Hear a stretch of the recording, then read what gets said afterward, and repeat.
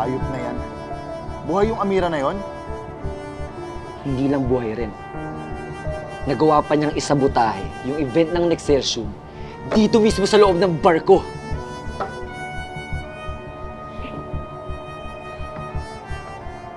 Kuya, give me your most expensive bottle.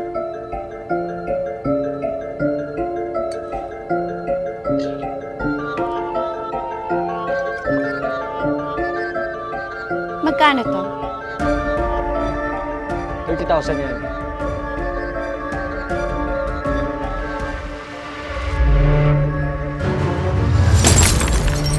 Aray mo! Ba't mo binasag tumahan ko? Sinaulo ka ba? Ganti ko yun for letting that witch embarrass me. Portia yung alak iniinom, hindi tinatago. Kuya, ano pa yung mahal mong alak?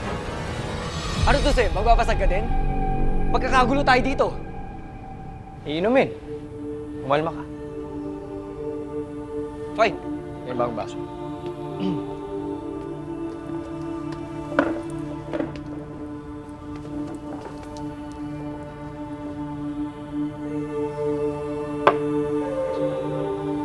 I still can't believe what happened.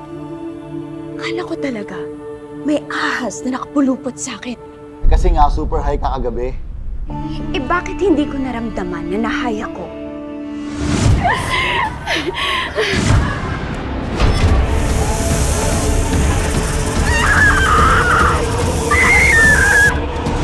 What do you mean?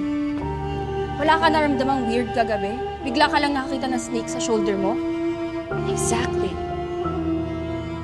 I didn't feel na nalasing ako o nahay ako. Kung ano man yung drugs nilagay ng Amira na yan, ibang klase yung tama na. Babe, why are you so convinced na si Amira yung nakita natin kagabi? For all we know, imposter lang yon. May point si Maxine. What if nahay lang kayo? Kaya akala nyo, si Amira yung nakita nyo. What if it was just someone pretending to be her?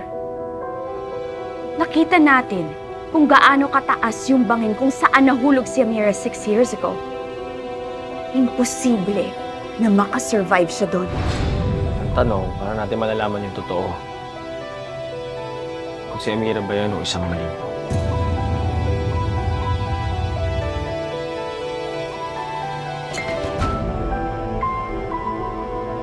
Akong bahala, Kuya.